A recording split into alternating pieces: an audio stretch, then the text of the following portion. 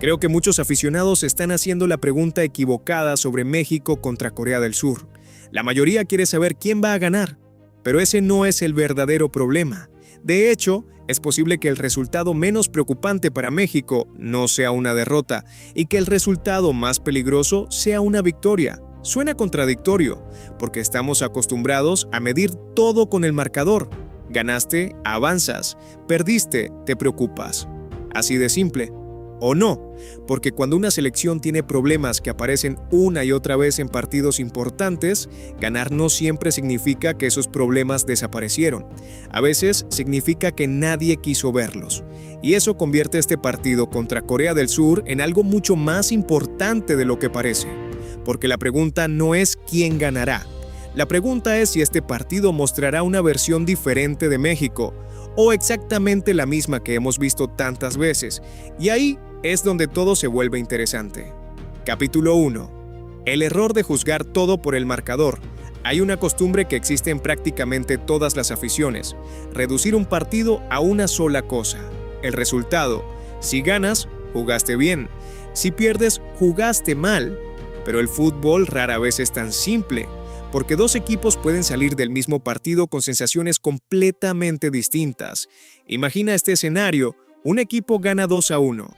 Suena bien, pero durante 90 minutos sufrió. Le generaron ocasiones constantemente, perdió el control del encuentro y terminó dependiendo de una jugada aislada para salvar el resultado. Ahora, imagina lo contrario.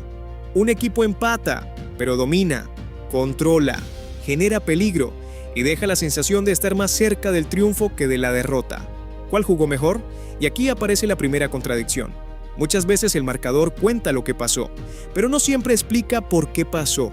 Y esa diferencia es enorme cuando hablamos de selecciones que quieren competir en un mundial, porque en una Copa del Mundo no siempre gana el equipo que llega con mejores resultados. Muchas veces avanza el que llega entendiendo mejor sus problemas. Y esto nos lleva directamente al rival que tiene enfrente México, porque Corea del Sur podría revelar cosas que otros equipos no muestran tan fácilmente. Capítulo 2. ¿Por qué Corea del Sur es el rival perfecto para poner a prueba a México? Cuando la gente piensa en Corea del Sur, normalmente no la coloca junto a las grandes favoritas. Y precisamente por eso este partido puede ser engañoso. Porque no estamos hablando de un rival que intimida por nombre. Estamos hablando de un rival que incomoda por estilo. Y eso es mucho más peligroso. ¿Por qué? Porque hay equipos que te permiten jugar a tu ritmo y hay equipos que te obligan a salir de tu zona de confort. Corea suele pertenecer al segundo grupo. Es un equipo que normalmente destaca por intensidad física, disciplina táctica, velocidad en las transiciones, capacidad para atacar espacios. Y aquí aparece algo curioso. Varias de esas características han complicado a México durante años. No importa quién sea el entrenador, no importa la generación, no importa el torneo, cuando el partido se vuelve rápido, cuando el rival presiona, cuando los espacios desaparecen, México suele sentirse menos cómodo. Y esto no significa que Corea sea mejor, significa algo más interesante, que puede hacer preguntas que México todavía no ha respondido.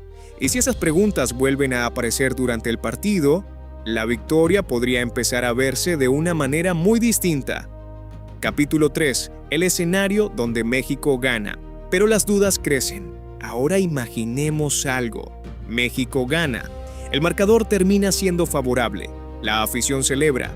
Los titulares hablan de una victoria importante. Todo parece normal. Pero después empiezan a aparecer detalles. Detalles que durante la emoción suelen pasar desapercibidos. Por ejemplo, México ganó. Pero Corea generó más peligro cuando aceleró. México ganó, pero sufrió cada vez que perdió el balón. México ganó, pero necesitó acciones individuales para resolver situaciones que colectivamente no pudo controlar.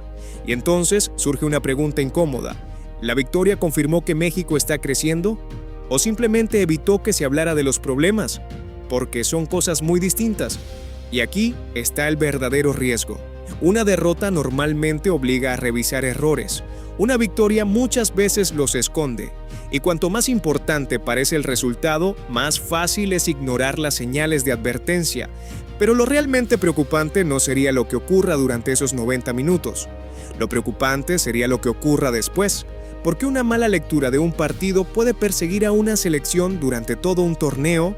Capítulo 4. El verdadero peligro de una victoria engañosa.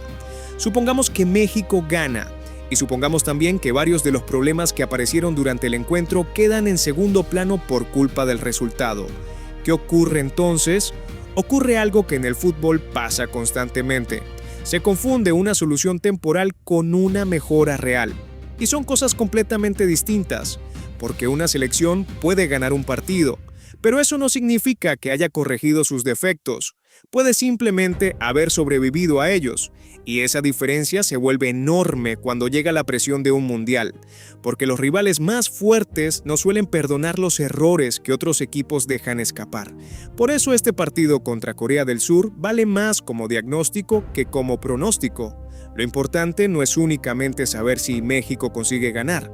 Lo importante es descubrir qué versión de México aparece cuando el partido se vuelve incómodo, porque tarde o temprano, en un mundial, llegará un momento así, y cuando llegue, ya no importará lo que ocurrió en el marcador contra Corea, importará lo que México aprendió de ese partido, o lo que decidió ignorar. Y eso nos lleva a la pregunta más importante de todo el video. Capítulo 5. La pregunta que realmente define a México. Cuando termine el partido habrá miles de opiniones. Algunos hablarán del resultado, otros de los goleadores, otros de la tabla. Pero hay una pregunta mucho más importante. ¿México resolvió alguno de los problemas que suelen aparecer en los partidos de máxima exigencia?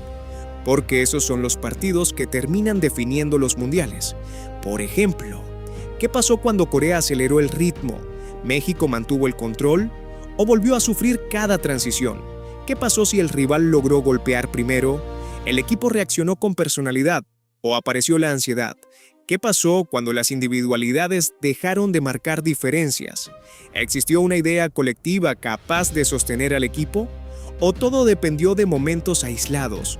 Y quizá la pregunta más importante de todas: ¿qué pasó cada vez que México cometió un error? Porque los equipos grandes castigan errores.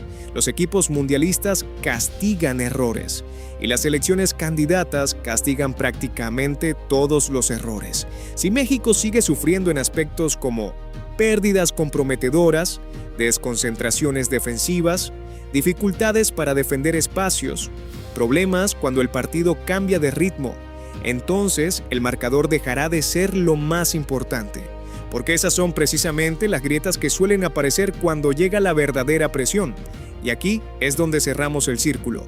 Al inicio dije algo que parecía absurdo, que México podría ganarle a Corea del Sur y aún así salir peor de lo que entró. Ahora ya no suena tan absurdo, porque el problema nunca fue ganar o perder. El problema siempre fue interpretar correctamente lo que el partido estaba mostrando. Si México gana y además demuestra que puede controlar esos momentos que históricamente le han hecho daño, entonces la victoria tendrá un valor enorme.